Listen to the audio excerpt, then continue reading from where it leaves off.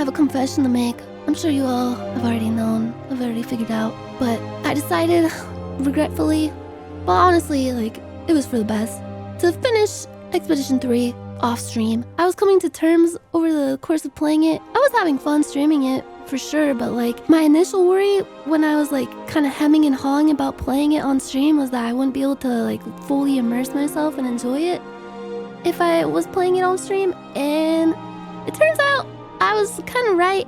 I ended up like, I don't know, finding myself like going way too fast through sections because I was just kind of like, oh no, if I spend too much time on this section, it's gonna bore everybody. On the flip side of that, I want my stream, I want to be able to like talk and shit during my stream a lot, and I felt bad, like I felt selfish because like I wanted to like immerse myself fully, so I was just like so quiet. I just feel like it's that old mantra of like, if you're a streamer, you gotta either like be good at the game or be entertaining in some way, and I'm not good at games, so like I was like, oh my god, like I'm being so selfish right now. I'm just sitting here and like not saying anything for like 10 minutes. Yeah, I needed to lock in, and I couldn't really lock in on a lot of it because I just had like I don't know, when I stream personally, I feel like half my brain bandwidth is taken up by the fact that I'm streaming. It sounds really pathetic, but I didn't want to like cry on stream. I was like too embarrassed to cry. So there was like cutscenes where I felt like the tears welling up, and I was like, oh fuck, I got like stage fright. And I was like, fuck man, like I want to experience this cutscene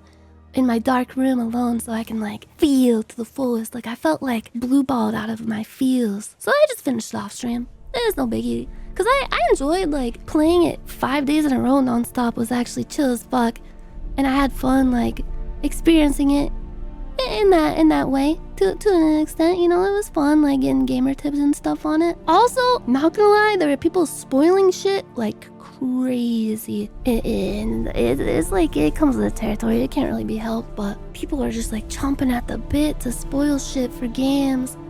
I was watching like other VODs of like other streamers playing it. People straight up like come into the chat and just like say like late game spoilers out of nowhere just to be an asshole. Yeah, it's always like people, even like the very subtle kind of spoilers, like, oh, are they at that part yet? Oh, that part's coming up. I'm glad I got to spend like half of it playing it on stream, and then the other half just like alone in my room. And being able to like play it with Mr. Aethel too was fun. So yeah, my final rating, I guess like don't listen if you consider like a rating of a game to be a spoiler, because some people do. Some people don't even want to hear other people's opinions on a game that they're playing until they're done with it, which I understand. I would give it like a 9.6 is what I'm leaning towards, like a 9.6, 9.5. One of the best games I've played in recent memory. Like I didn't think games could be this good anymore. A game that makes me want to like stream 5 days in a row just to like, cause I want to see what happens in it, and I can't stop fucking playing it. Like I literally could not put it down. Like it was that fucking good. Yeah, I think it's game of the year, probably even game of the last like 5 years. I will say it's better than Elden Ring. And I know like I haven't finished Elden Ring, but it's a game, in my opinion, I'm more compelled to have finished Expedition 33 than Elden Ring. Like it's way better, like in my opinion at least. For like me personally, what I enjoy in a game, I'd say like the narrative was more compelling to me, the characters and everything. Like I'm very like into games that have like a strong story and stuff like that. And I feel like I haven't played a game that has a story that good in so fucking long. And like the combat and stuff was like so thrilling, so addictive. There was like parts of it, like sometimes like it would get kind of laggy. It would have like performance issues during like the dodging and parrying, and it would be kind of frustrating. So like that's like a minor thing. And like there's some characters like their combat abilities I just didn't really fuck with, but it's like that in a lot of JRPGs. There's always that like that one or two characters that most people are like, oh, especially if there's sections where you are like forced to play as them. Overall, the story, I loved it. I was honestly like concerned like going into Act 2, like, man, like, where's this game going? Like, kind of starting to drag. Like, is it gonna be worth how long this fucking story is so far? Like, how are they gonna wrap this up? There's, like, so many loose ends.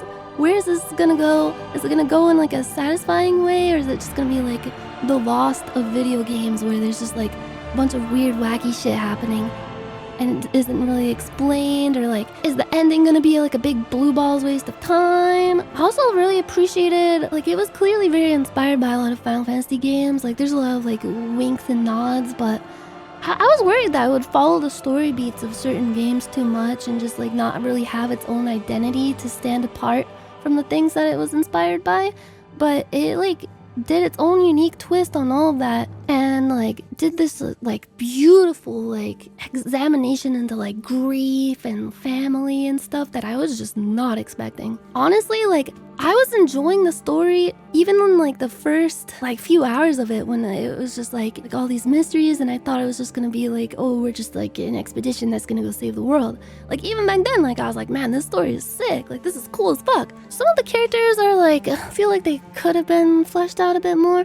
And like, this might be just my personal taste. I feel like they could have went a lot harder on the character design, especially since like considering what the game is about and like what's revealed later on. I feel like the characters could have been more fantastical. Yeah, more belts, more like crazy hair to like set them apart from each other more. Like even the characters that are meant to have like a wacky design felt like a little too reserved to me. Like they felt like not too memorable.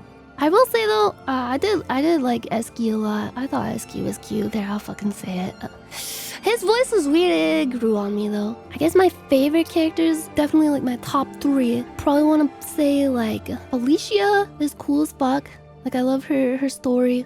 Her design, she has one of the coolest designs. It's kind of haunting, like when you first see her. I love Seal. Seal was like my #1 party member. She's not really like a main character, but she is cool as fuck. I love her like fighting style. I'm biased because I love tarot card shit, and I made her like a fucking like torpedo damage dealer in my party. Like she goes crazy. Like combined with Mael, I was doing like a fuck ton of damage. And like Mael, I want to say, I think Mael's in my like top 4. Maybe she's my 3rd favorite. I think Mael's my 3rd favorite. Mael's just cool as fuck. I love her fighting style. I don't know, she's such an interesting character. Like so like flawed, but like you kind of like understand where she's coming from. You really want to root for her, but she just is definitely coming from a very like a place of very strong grief and just like grappling with like all this like shit in her life. Yeah, the burn build goes crazy, bro. Oh yeah, Gustav! I didn't forget about him, I swear. He's definitely in my top 5.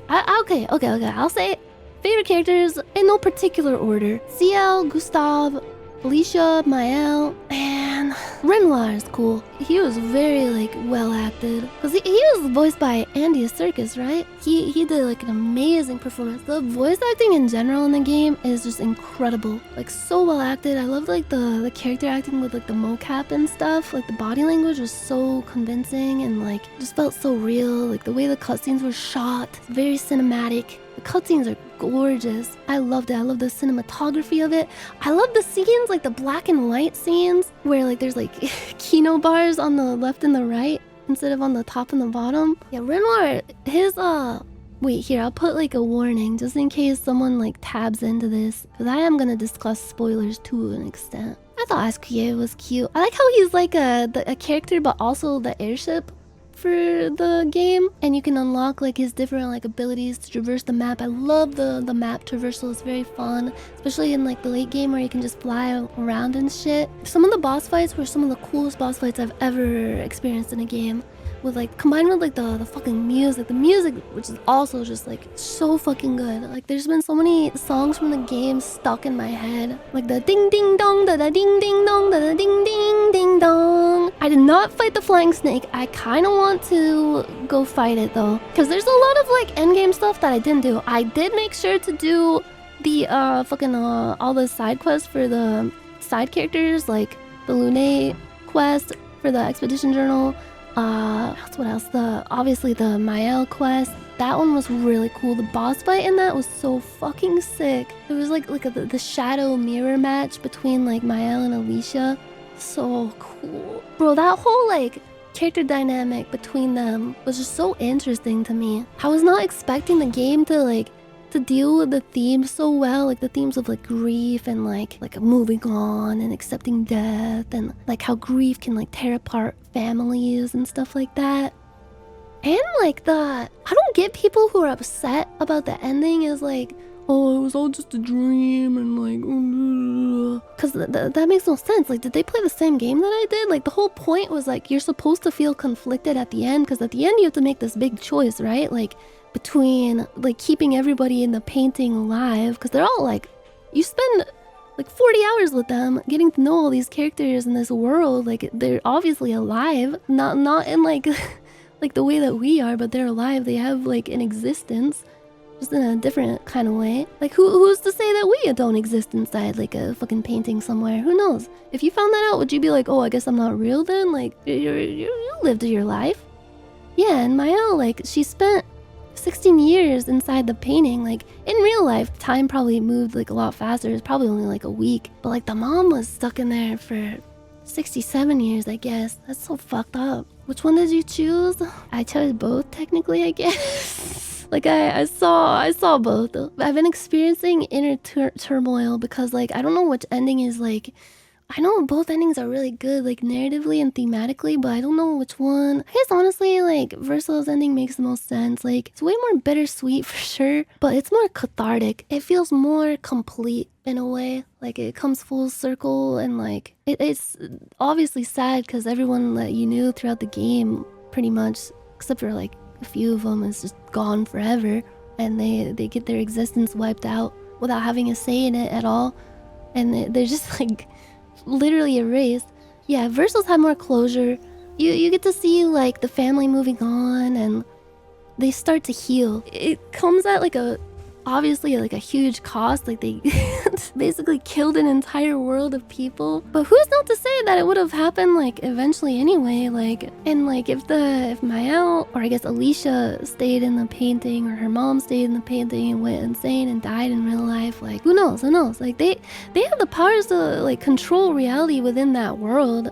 They could have like really fucked it up. They already kind of fucked it up with the fracture. Like, that was all their fault because of the mom and dad fighting. Yeah, it all has to end sometime. That's what really gets the noggin jogging. Like, our time on this world is limited. You never know when it's gonna end. You could get hit by a car tomorrow, but that doesn't mean it's like it didn't happen or it's not worth it. Mael/Alicia ending is like, it hits so hard. Like, it's so haunting. Like, at first you think like, oh, she gets to live happily ever after with everybody, but then you realize like, actually, like, this actually kind of sucks. She's kind of subjecting this guy who like begged her to be freed from his like existence because he just doesn't want to be alive anymore, and she's like keeping the one remnant of her dead brother's soul in like a cage, essentially forcing him to paint, and like forcing Verso to perform for her, and like she like makes him her surrogate brother, like her replacement, which is like, his whole thing is like, he was made as like a copy of the dead brother, but he didn't want that, and like, he didn't want to have like false memories and all that shit. Yeah, at least she did make him old. I noticed like his beard was gray. He actually got the age. So it's not like she's like this like evil, heartless person, you know? Like, I don't think she's like an evil, wicked witch, or like she wants to like make people suffer. I feel like to some extent, like, she does have like empathy and doesn't want to make him experience a life that he doesn't want. But she's kind of blinded by her own grief and like not wanting to let go. And if you think about it, like, in this ending, like, what's she gonna do when everybody dies naturally, like just of old age? Like, their lives just come to an end. Is she gonna be able to accept it, or is she gonna like just keep painting them over and over again and never let them like truly pass on? Like, she's never gonna let go of them, and I don't think that's like a healthy way to live. I don't know, she brought back everyone from the dead. Like, it was like cool to see Gustav and like Ciel's dead husband alive, and Sophie and stuff like that. At first it was like, oh my god, it's them, they're back. But then it was like, I don't know, it just feels kind of weird. Like, it like cheapens their death in a way. Like, it's supposed to feel that way. The choices made in the game's writing where you feel like, oh man, like that doesn't sit right with me. Like, you know, like when Gustav dies and then Verso immediately comes in and he's like literally the replacement for him in your party at first it's like, no, who the fuck is this guy? I don't want this guy in my party. And you feel like really pissed off. You're like, no, I want to play as Gustav. I want Gustav back. But you can't bring him back. He is gone. But also at the same time, you can't like make Verso the replacement for him, because that's not, he's not a replacement. He's a completely different person. His own like wants and goals and shit. But that's what he is, like essentially in the plot is just like a replacement for multiple things, and like people are like using him instead of coming to terms with their own grief. Also, I thought it was really cool the reveal that Monoko is based off of the original Verso's dog, apparently. Because Verso, like the original one who died in real life, he's the one who created the painting, and his like parts of his soul are trapped inside of it. Because like I guess that's like a normal function of their painting magic. When they create a world, they use like part of their soul, and I think that's cool. It's like a cool little symbolism about how artists put their soul into things that they create. Like you have to kind of be like an INTJ to realize like really highbrow stuff like that, though. Yeah, back when he was a kid and like he would play in the painting with his little sister, and then he like dies like later when he's like in his 20s due to like I'm not really sure how it happened. I know there was like a conflict between like their family are painters, and there's a rival family that have like writing powers, and like the writer family made an attack on their house, and the brother died in the fire while trying to save Alicia, and Alicia was like permanently disfigured, like has scars all over her body and her face and can't talk. And that adds like another like interesting level to it, because like of course she would want to live in this like ideal world. Like she can like make everything the way she needs and wants it to be. She can like make herself not have scars and be able to have a voice, and she can bring back people who died and make it so they stay alive for as long as she wants, so she doesn't have to accept like her life or like anything that brings her pain. So you really like empathize with her a lot. Like I certainly did. I was like, man, shit, like she's doing something kind of fucked up, but it's kind of like understandable. Because you see like this little like flashback of her before she went into the painting, and her like older sister is so like cold to her. You can feel like this like weird tension, and like her parents are fighting and like ruining themselves because they can't come to terms with their grief over their dead son. And the mom is like literally like killing herself because she's like using up too much of her like life source inside the painting. Her son died, and she went into the painting that he made to like experience like being close to him, because like part of his soul is in there for just a little more time. But she got like addicted to like the feeling of like being able to be around him, and she like made like a literal like perfect The Sims family. And like she remade him and her husband and like her daughter. It was so fucked up. Like did I like understand it wrong, but did the mom like purposely paint the daughter as having like scars still and not being able to speak? Because she like kind of blames her daughter for the loss of her son in a way. Like a lot of the family seems to. Yeah, and she seems to have like a grudge against the daughter, because the daughter doesn't really want to like paint, or like doesn't want to like isn't as invested in the painting thing as the rest of the family or something. But then again, like Verso apparently didn't really like it either. Like he was more into music, but he still like painted and shit. Yeah, she's more interested in writing, right? And that's maybe like, did she like talk to some of the writers and like accidentally like set into motion like a course of events where they ended up setting the fire in the house and stuff? And is that why they blame her?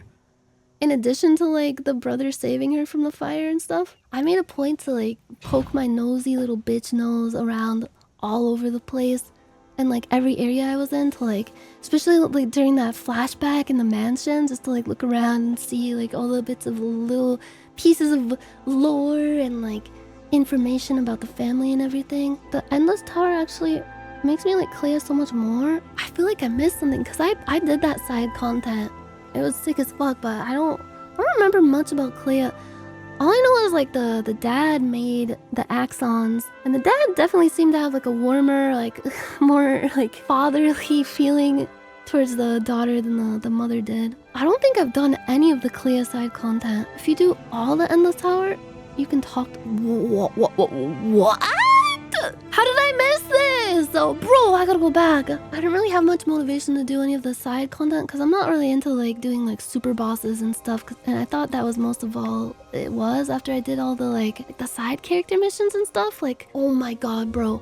I raged so fucking hard at the Monoko side story where you have to fight the big leg lady Golgra. I actually was like slamming my desk for real. That fucking like, oh god, that was horrible. I'm ashamed to admit, but I actually like I turned the difficulty to story for that because I could not. I just like, even though like I leveled up Monoko and Verso, because I was using Ciel, Lune, and Mael through like pretty much the whole game, even before Gustav died. Like Gustav was cool as fuck, like he had really cool abilities, but I still just prefer like my girl team. I neglected to use Monoko or get like all his like abilities, like the Nevron legs and shit. And even though like I leveled him up and I had like a level 20 weapon for both of them that I just got through like fighting story shit, and I gave them like Pictos. Golgra was just fucking tanky, man, and if you like miss one combo, you're done, bro. You're fucking screwed. And I guess like I thought it was cute, like the bro moments between Verso and Monoko. I wish Monoko was fleshed out a little more. He just didn't really like click with me. I feel like Lune's side story was kind of lacking. Like Mael / Alicia gets like a whole fucking like dungeon and shit, but hers is just like you literally like walk into one area, fight one boss, and you find the thing, and she's just like, oh, my parents, even in their last words, they were still thinking about using me for the research and stuff, but no, I did not beat Sprung, the weird dude. I don't think I've ever seen him. There's so much content. Holy fuck. I logged 40 hours in this fucking game. There's still so much I have to do. Yeah, Lune as a character, like, I feel like her character writing overall is pretty good, but I just wasn't as compelled like emotionally with her as I was with the other characters, you know? I felt like they could have done more to like really like invest you in her story and like her parents and stuff. It just felt kind of underwhelming. As a person, she is like, bro, my least favorite person. Well, not saying she's like a bad person, just like annoying. Like she's too that INTJ stare, that look of pure analyzing. Oh man, like there's so many cutscenes where I just be like, bro, just stop, bro, please. I'm gonna say it. I think people only like her because her fucking feet are out all the time. But I will say, in battle, she has some of the coolest fucking shit. Bro, her fucking like gradient abilities are so good. Any character that does like black mage type of shit, cool as fuck. And I love her like battle stance where she's like holding up the like the floaty thing and she looks out, she's just like floating and shit. Like that's cool. Yeah, I wish the characters had like more wacky designs. I feel like modern games are too like self-conscious about making their characters look too like crazy or like too creative. Cause like a lot of the characters, they just look like random people. And I guess maybe that's like part of the story, cause like Verso, maybe when he was a kid, he just painted an alternate reality version of France and they're all supposed to look that way. But in a world where there's like talking paintbrushes and shit, I don't know. I feel like they could have gone a little harder on like the character designs. Like I think like modern games are like, oh, I don't want to make my character look like some spiky haired boy band group guy. Oh, I don't want to make my characters look like JRPG characters from Japan. For a game inspired by Final Fantasy, I feel like the character design should be like a little more out there, you know? I will say like Eski's design is cool. I like it a lot. Yeah, maybe they wanted them to look like normal people, so I guess like it's like part of the world building. There were times where I would get like characters mixed up from afar. Like during battle, like if one got hit, I'd be like, oh no, Lune got hit, but it was actually CL. I don't think the boomer mom would paint wacky anime pro tags.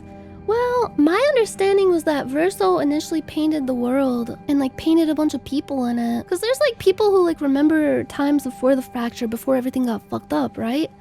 Like he painted all the like the gestrels and shit, all these wacky guys. I don't think the mom like painted a bunch of people. I think they like naturally just reproduce because they just naturally like have kids on their own, don't they? Like she doesn't literally like paint everything like that comes into being. They just like, because it's like our reality as we know it, like we all like, I mean, maybe a higher power brings us into being in some way, in some fashion. Who knows? Who will ever know? Yeah, he made the Grandi, the Eski guy, Gestrels. Didn't Clea make Nevrons? She paints them fucking.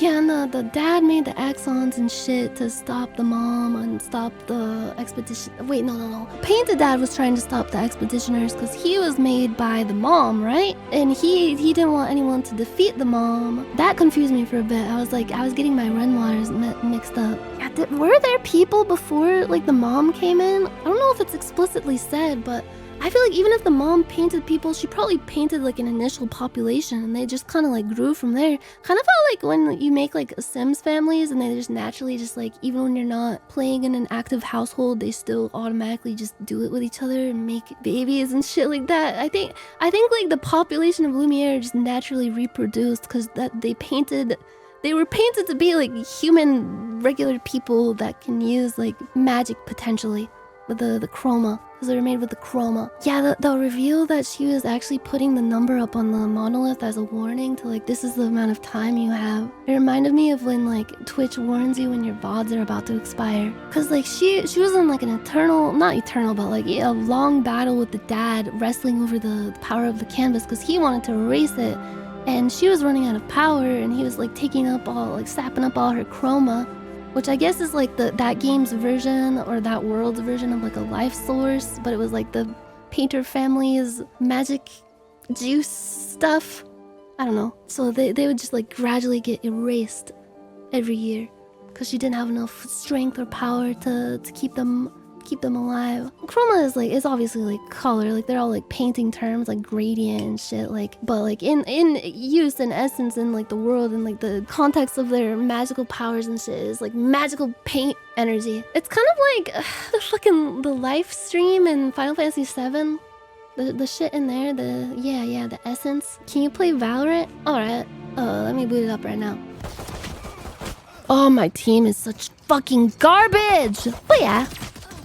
I'll say, all in all, amazing game. I haven't felt this emotionally attached and this invested in a game in I don't even remember how long. Like, this game might actually be one of my favorite games of all time. Not Valorant, never played it.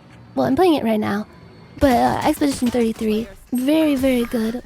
Very, very great. Very, very excellent. I thoroughly enjoyed it. And I'll never forget. It's like a game that like leaves a mark on you. I love games with endings that like leave you with a lot to ponder on and like mull over and like discuss. Like, I love that. I feel like it's been ages since an actual good game like that came out.